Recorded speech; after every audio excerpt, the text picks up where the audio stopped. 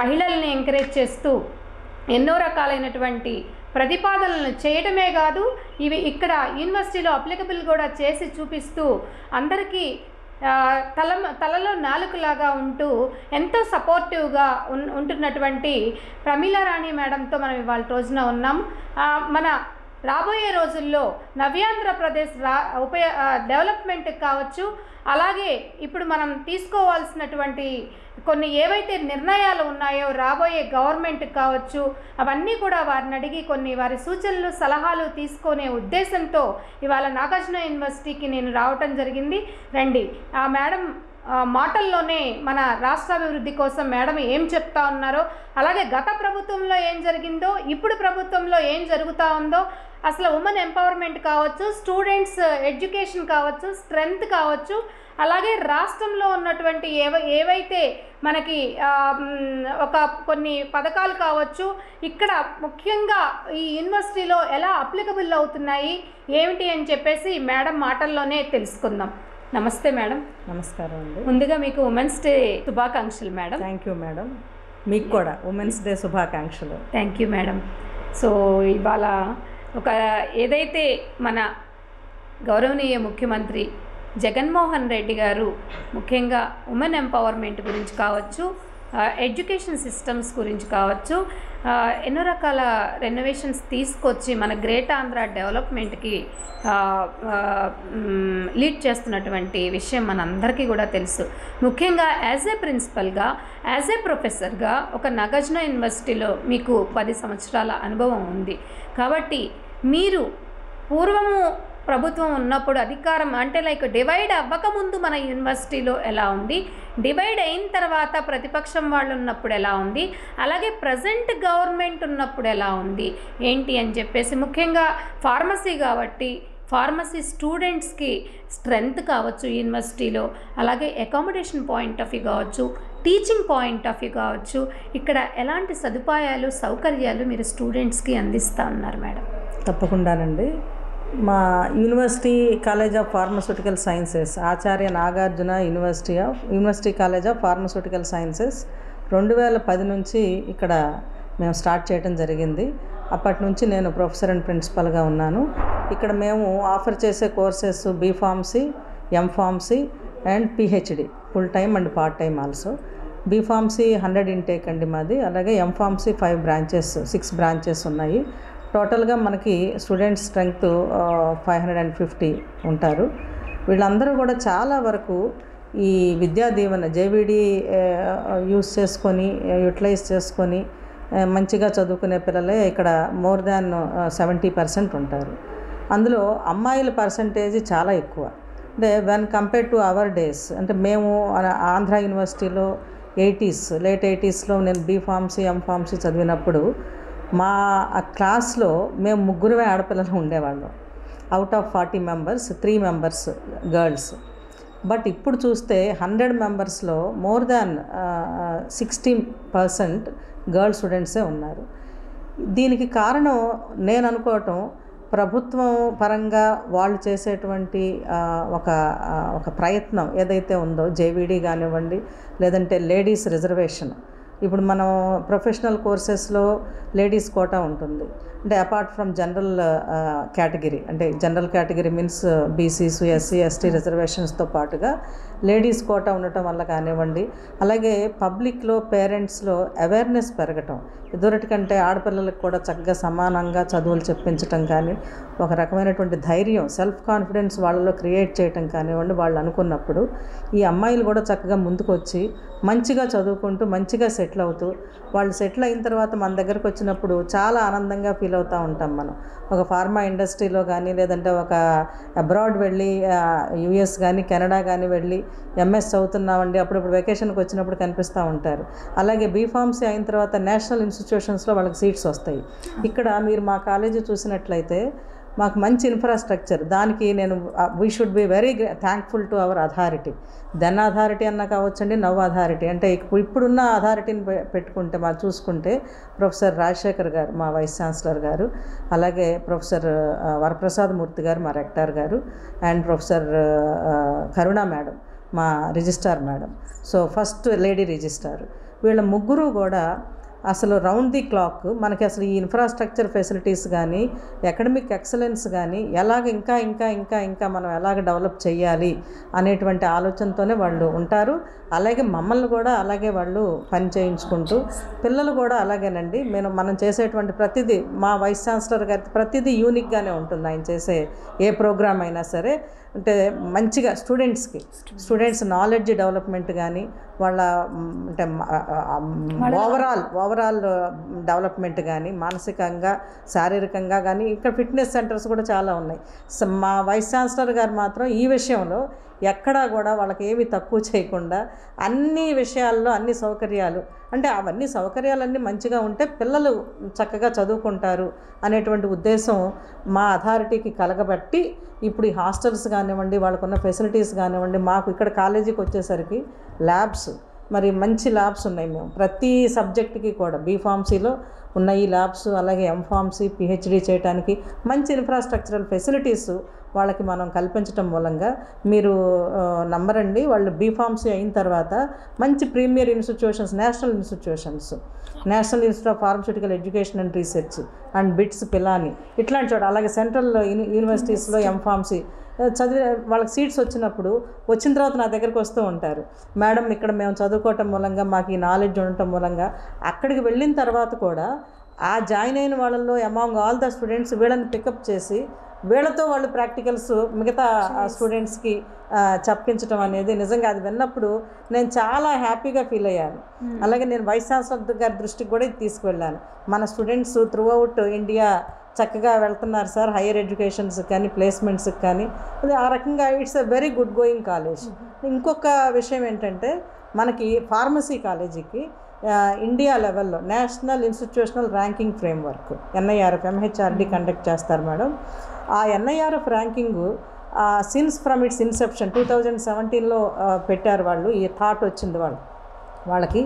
అప్పటి నుంచి కూడా మన యూనివర్సిటీ ఫార్మసీ కాలేజీకి మంచి ర్యాంక్ వస్తుంది.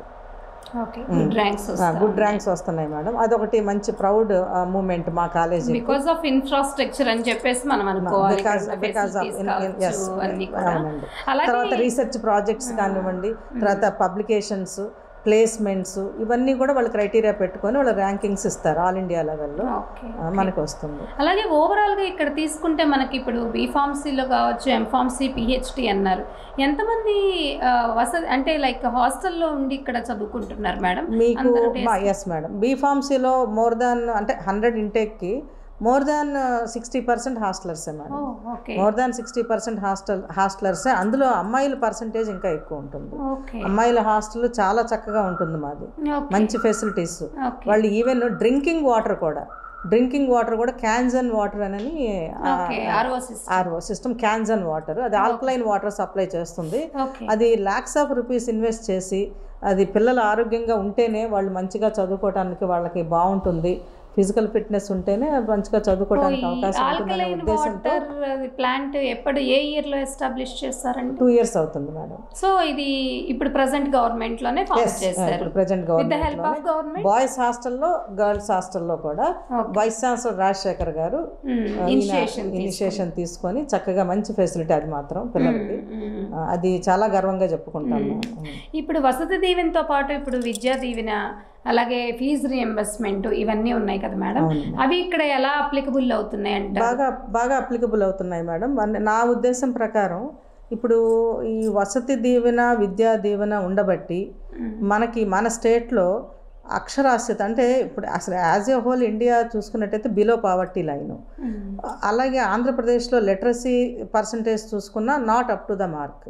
కానీ ఈ స్కీమ్స్ వల్ల నేను అనుకోవటం అదే, ఈ స్కీమ్స్ వల్ల ఈ ఎడ్యుకేషన్లో మంచిగా ఈ ప్రొఫెషనల్ కాలేజెస్ కానివ్వండి ఇట్లాగా వచ్చినప్పుడు ఫీజు రియంబర్స్మెంట్ కానీ, వసతి దీవెన హాస్టల్ ఫెసిలిటీస్ కానీ ఇచ్చినప్పుడు పిల్లలు మంచిగా చదువుకొని వాళ్ళు కొంచెం డెవలప్ అవుతే వాళ్ళ ఫ్యామిలీని మంచిగా డెవలప్ చేయడానికి అవకాశం ఉంటుంది అనేటువంటి ఇదే ప్రాథమికంగా ఇదే సూత్రాన్ని మనసులో పెట్టుకొని గవర్నమెంట్ ఇంప్లిమెంట్ చేసిందని నేను భావిస్తున్నాను. ఎందుకంటే ఇయర్స్ టుగెదర్ ఇది ఉండకపోవచ్చు, కానీ ఒక్కసారి ఒక కుటుంబంలో ఒక అమ్మాయి కానీ అబ్బాయి కానీ మంచిగా ఇది యూటిలైజ్ చేసుకొని మంచిగా డెవలప్ అయినప్పుడు ఆ అమ్మాయి కానీ అబ్బాయి కానీ వాళ్ళ తమ్ముళ్ళని చెల్లెళ్ళని పేరెంట్స్ని మంచిగా చూసుకుంటూ డెవలప్ అవటానికి మంచిగా అవకాశం ఉన్నప్పుడు ఇది తప్పకుండా మంచి పరిణామమే అని నేను భావిస్తాను. దీనికంటే కూడా ఇంకొకటి ఏంటంటే, ఇది ఆల్రెడీ పూర్వపు గవర్నమెంట్స్ నుంచి వచ్చినటువంటి జేవిడి ఏదన్నా ఇట్లాంటివన్నీ ఫీజు రింబర్స్మెంట్స్. ఇప్పుడు ఈ గవర్నమెంట్ ఇంకోటి విదేశీ విద్యా దీవెన, అది చాలా మంచిగా, చాలా మంచి రిఫార్మ్స్ అండి, one of the best reforms. ఎందుకంటే నేను అగైన్ అదే చెప్తున్నాను, నేను ఒక కుర్రవాడు ఒక మిడిల్ క్లాస్ మిడిల్ క్లాస్ ఫ్యామిలీలో ఉన్నటువంటి పిల్లలు ఇట్లాంటివి అందిపుచ్చుకొని వాళ్ళు కనుక మంచిగా డెవలప్ అయినప్పుడు వాళ్ళతో పాటు 4 కుటుంబాలు డెవలప్ అవుతాయి. మేబీ మన గవర్నమెంట్ ఉద్దేశం కూడా అదే అయి ఉండొచ్చు. ఒక్కసారి ఆ కుటుంబాలు డెవలప్ అయిన తర్వాత ఇవన్నీ ఉండకపోవచ్చు. ముందుగా మనం చేయూత ఇవ్వాలి, ఎందుకంటే అందరూ అంటారు ఇవన్నీ డబ్బులు అట్లా కాదు.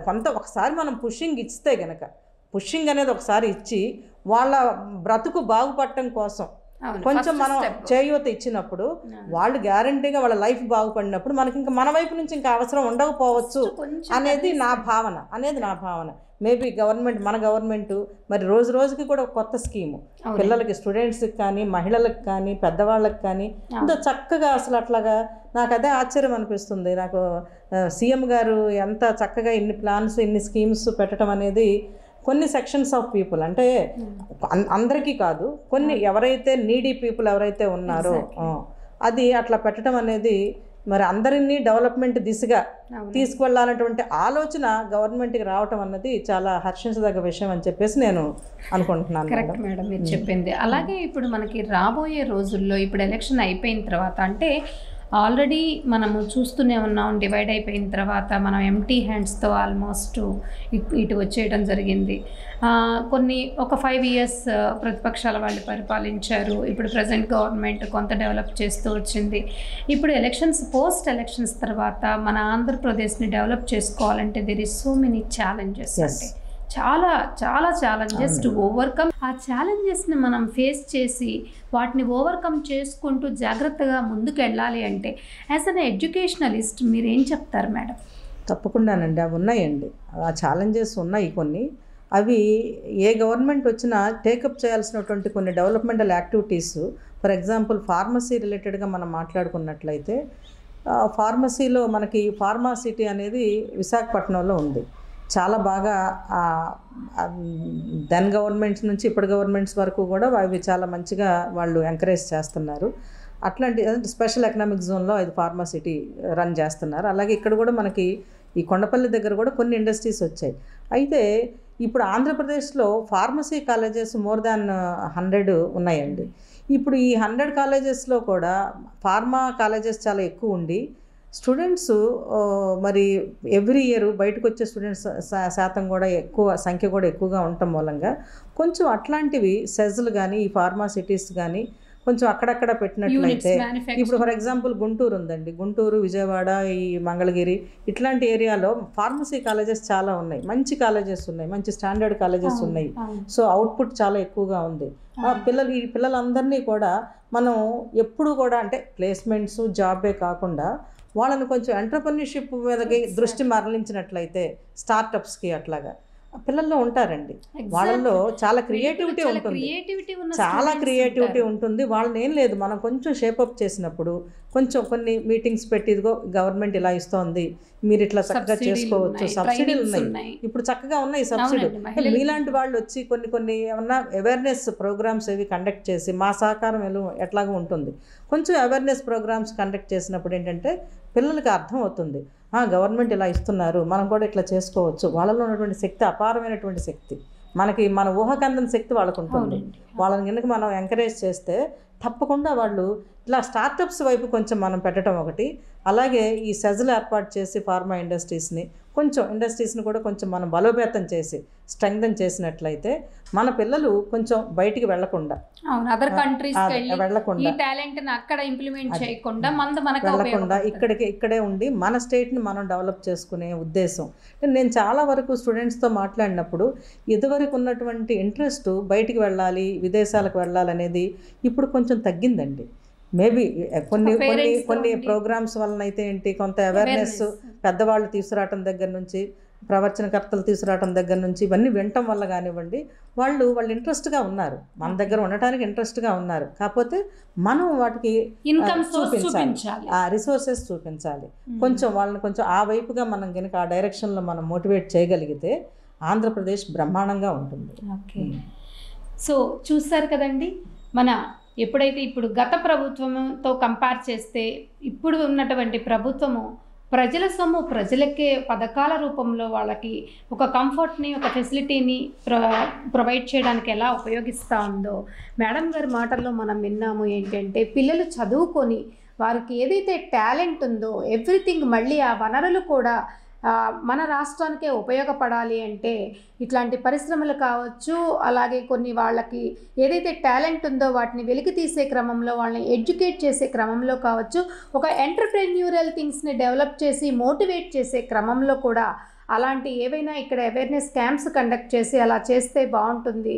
ముఖ్యంగా ఇప్పుడున్నటువంటి ప్రభుత్వంలో విద్యార్థులకి అందరికీ కూడా అటు విద్యా వ్యవస్థలో ఎన్నో పెనుమార్పులు తీసుకొచ్చి ఎంతో చక్కగా చేస్తూ ఉన్నటువంటి ప్రభుత్వం ఈ ప్రభుత్వము అని చెప్పి మేడం అంటా ఉన్నారు. Thank you so much madam. నమస్తే మేడం. Thank you. మా ఆచార్య నాగార్జున యూనివర్సిటీ తరఫున, అలాగే ముఖ్యంగా ఫార్మసీ కాలేజ్ తరఫున మీకు కృతజ్ఞతలు తెలుపుకుంటున్నాను మేడం, మీరు వచ్చినందుకు, మీరు ఈ ఇంటర్వ్యూ నేను మీకు ఇచ్చినందుకు. మరి నా అంతర్జాతీయ మహిళా దినోత్సవ శుభాకాంక్షలు మరొకసారి మళ్ళీ మీకు చెప్తూ మీకు శుభాకాంక్షలు తెలియజేస్తున్నాను. Thank you madam. Thank you.